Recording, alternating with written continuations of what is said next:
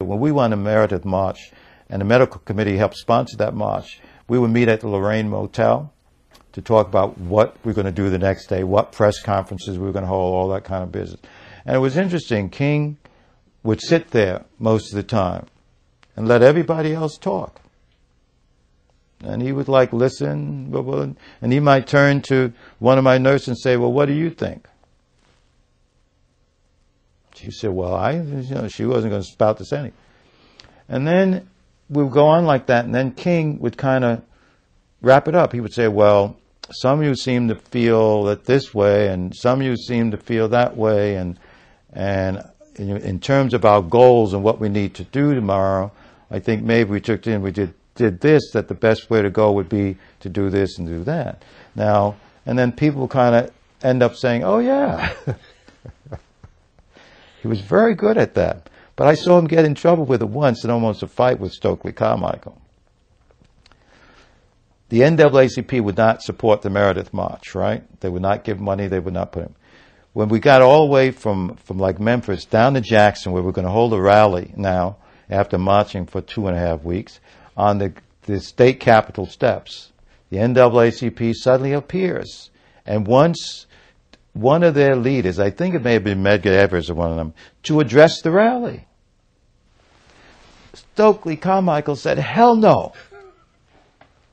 They abandoned us on this march. They are not speaking at the rally. King said, it's very important for the country, for black people in America, white people in America, for the forces, our enemies, the force against us, to see that we are unified. The NAACP leader will speak at the state capitol steps. And they were like that. Whereupon Stokely, who loses it, jumped up and started cursing King. And start moving toward him. Hosea Williams grabbed him and said, you better sit, and threw him into his seat. So Stokely was physically going after Dr. He was. King. I don't think he was going to hit him. He physically moved toward him like he was going to yell at him or do something like, you're not going to do this, or you what the hell. And he started cursing him. And Stokely was known like sometimes to get out of control. How did King react? King just sat there, almost as if this is expected. Like he wasn't taking it personally. That was another thing. He didn't take things personally. So he wasn't mad at Stokely, and he was going to talk to him the next day, and they were going to chat, and this happens. And I think he also knew that your nerves were raw. The 2 days before, 3 days before, the marchers were beaten very severely in Canton, Mississippi. They had taken me off they were tear gassed and beaten by state troopers. And Stokely Carmichael was heavily tear gassed, so was King and McKissick. I was off the field because they knew the police were about to attack. And Andy Young came and got me and said, you got to get off the field because you have to continue the march. You're in charge of medical stuff. And they're going to arrest everybody. King had very, he was like, he practiced nonviolence. So it was in his attitude. Do you know what I mean? So this person's angry, this person's this, but you don't respond with anger, you understand, and so on, and you don't respond with retaliation. And kind of like he understood what everybody had been through. He had been through it so much himself. And as I said, about 2 days before, all the marches were tear gassed, and it was the most horrendous night I spent in Mississippi. Because the police charged a field. I saw them do it. I was outside of the ring because Andy Young had pulled me over.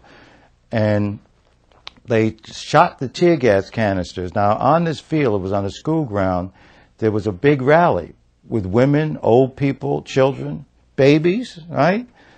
Didn't matter to the Mississippi State Troopers. They surrounded the fence, almost shoulder to shoulder. Suddenly, while King and Stokely and Floyd McKissick were on the stage, suddenly whipped out and put on gas masks. First, about 20 cars came into the place. Whipped on the gas masks, took their rifle and started firing tear gas at the marchers. Firing at them, not up in the air. So here, boom, boom, boom, boom, and tear gas, and they were using some special awful tear gas, man. I don't know what it was, but the next week I was treating skin rashes and all kinds of things from this burns. Anyway, Stokely, the people running around screaming was pandemonium. I remember kids running around who had lost their parents and were yelling around screaming, I'm blind, because the tear gas burned their eyes, and they closed and they thought they had blinded them. These were shrieks of people who feeling that they were blind. So we got medical personnel who went out in the field, a lot of people lying unconscious, including my ambulance driver was unconscious. A medical student who was volunteered was unconscious, had a punctured lung, and there was pandemonium. Stokely Carmichael was on the field, didn't know what he was seeing, yelling and screaming, you're killing my people and killing the people, and trying to charge the troopers. Whereupon a whole bunch of people, and I visually can't see, I know I was there. I think I jumped on him too. I can't remember for sure because of panic. But I remember walking him over with the other people, holding him as he is, and putting him in a car to get him out of there, because we felt they were going to kill Stokely if he messed with those troopers, which they would probably may have done, because they were shooting these cans. And then after they shot the tear gas, they went running across the field with their rifles, hitting people. You heard thump, thump, thump, thump, thump. People lying, that they were just slugging them with the rifles.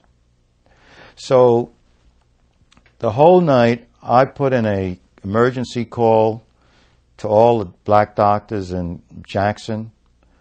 I put in an emergency call to the funeral directors to send up ambulances, which were their hearse, to send them up to transport people out. Remember, we're in enemy territory. The regular hospitals aren't going to give you ambulances. They're not going to give you doctors. So a bunch of doctors came up, and we were up all night taking care of people who were injured.